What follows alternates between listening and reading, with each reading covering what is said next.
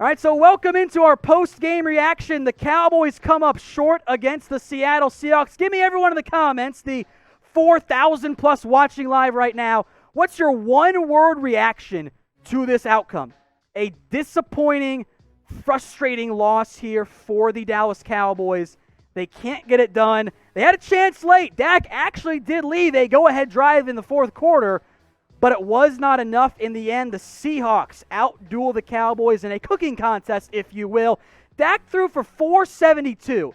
The ground game was more or less non-existent. He had a great day, but Russell Wilson was just as good and, frankly, probably a little bit better in this one. 5 touchdown passes, 27 of 40 for 315 as the Cowboys come up short as they once again prove their moniker is the Cardiac Cowboys. Another, as basically time expires, finish here. Dallas falls to 1-2. Seattle now 3-0. Zeke Elliott, I'll be honest, we'll do grades later on today.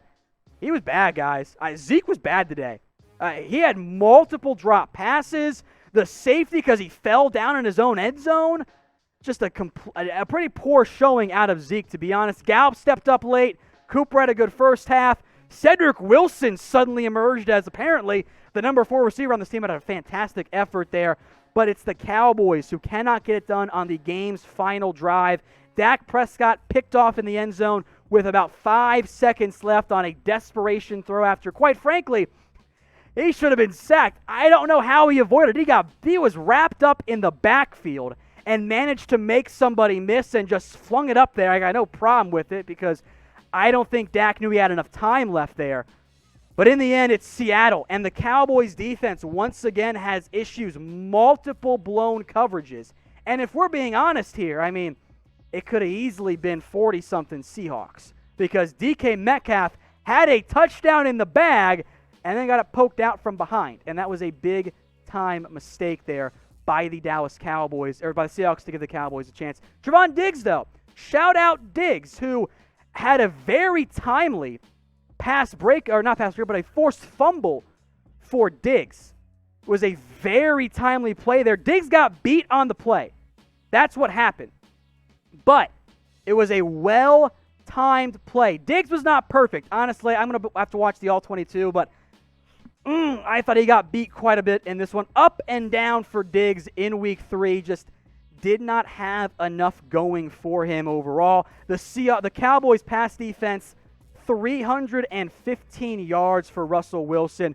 Diggs a part of that. The secondary, they allowed too much as well. The pass rush wasn't quite good enough. Aldon Smith, I will say, had an absolutely impressive showing. He was fantastic overall. The rest of the Cowboys defense just wasn't quite what you expected. So the Cowboys come up short to 38-31 against the Seattle Seahawks. Seattle now 3-0. Wilson absolutely cooked in this one. 315 yards, 5 touchdowns. I believe he has 14 through 3 games, the most in NFL history. That's a lot as the Cowboys fall to 1-2. A play or two away from being 3-0 or 0-3. I think 1-2 is a pretty decently fair record for this Cowboys team because things have not gone their way. The defense allowing way too many points. The offense still battles inconsistency. Special teams, by the way, a huge problem in this particular game. It was not good enough. They absolutely have to be better. All right, some super chats coming in. From Kilgore, if this doesn't make Jerry Jones go, quote, we need some safety help, then I don't know what will. This is starting to get really infuriating. Well, this isn't really asking it, but it kind of is. That's an Earl Thomas question, and we drink here when we get Earl Thomas questions. Maybe something changes. I don't know. Maybe it will, maybe it won't. Clearly, guys, and I think we're not really acknowledging this to the full extent that we can, there are major off-the-field issues with Earl Thomas. Like, legitimate problems. Because there are lots of NFL teams that could use some safety help. The Cowboys are not the only ones. And the Cowboys are not the only team that hasn't signed Earl Thomas yet. No one signed him. So, yes, Kilgore, I understand that you want safety help. I'm inclined to agree. Because when there's play action, the safeties always bite. And that's a big-time problem. From Fat Sushi Man, why is everyone blaming Dak if he kept us alive? Look, guys, when your quarterback throws for 470 yards, normally that's supposed to be the reason you won, or at least the reason you were in it. Now, yes, there were 3 turnovers. One was on the offensive line. One was definitely Dak's fault. And the other was last play of the game, more or less. I don't have a problem with it. So the reason people are blaming the Cowboys is because, or blaming Dak for the Cowboys' loss, is that everyone needs a boogeyman. And there are people who just don't like Dak Prescott for whatever reason that there is, be it legitimate or not legit. People don't like Dak. So on a scale of 1 to 10 here, 10 being absolute best, Dak, the worst being a 1, grade Dak Prescott's effort against the Seattle Seahawks. 1 or 10? I'll give some shout-outs here as well. Look, 7 or 8, somewhere in that range. Like, once again, guys, Dak is not the reason you lost this game. Quite frankly, Dak was the reason you were in it. I mean, your running back had 14 carries for 34 yards. You could not run the football. The only offense you had was Dak making plays through the air. Like, that's the reason you were in it. You lost because, well, you had some turnovers. That's fair, too. The offensive line was not very good. The special teams was bad. Again, you left out multiple points on the board. And you had a disaster kick return by Tony Pollard. And the defense got beat on every single play action except for one of them. So I don't blame Dak for this one. And if you're blaming Dak, I just don't understand it at this point. Like, he's not the reason you lost this game. He's absolutely not. It's just not. So keep your votes coming from 1 to 10. I see 4.2. I think that's too low. I think at least a 6 or a 7. Like, Dak and Alden Smith, plus whatever receiver you want to pick here, were the main reasons that you played so well. All right, super chat from Gabe Flores. When we get Tyron Smith and Lael Collins back, Brandon Knight to right tackle, Collins left guard, no. No, guys, stop trying to move Lael Collins. He just had a Pro Bowl, borderline All-Pro year at right tackle. Brandon Knight is a worse right tackle than Lael Collins. And to be honest, left guard wasn't your problem today. Connor Williams was not good. He had issues again. But there's a reason that when you shuffled the offensive line, you kept Sewell at left guard, you put Joe Looney at right guard, you brought in Tyler Biadish at center, and you kicked Zach Martin out to right tackle. Terrence Steele's not very good. Maybe we shouldn't be surprised on that one. He's an undrafted rookie. Kind of happens. So, no, I do not think the solution whatsoever is to move around the offensive line. Like, in terms of, like, when Collins gets healthy, if it's this week or not, keep him at right tackle. Keep him there. If you want to let Knight compete at left guard, sure. The answer ain't Connor McGovern. They can't even get on the field. They put Joe Looney at guard before they move McGovern into the lineup. Let that sink in. It's not a very good sign for the Cowboys. So, no, the answer is not to move Collins around, I promise you. All right, from DX Tiss, I guess. J. Lewis trash. Yeah, look, the secondary in general is bad. I don't really know what to tell you. When the opposing team throws for 315 yards and 5 touchdowns, it's just not going to go well. It was a major problem here for the Dallas Cowboys. The secondary has to get better. The pass rush is not good enough. They have to do a better job of that. So I have concerns here about the Dallas Cowboys secondary. I don't think it's going to get that much better in the near future. Maybe Diggs can emerge, but there's a lot of problems right now with this secondary. Lockett roasted them. DK Metcalf roasted them. Greg Olsen was open every time he got targeted, except for one, which I think was broken up. Like, it was a very, very rough showing for the Dallas Cowboys. From Texas Rangers Report, why did it seem like our big 3 receivers were always getting benched for Noah Brown and Cedric Wilson? I mean, they weren't.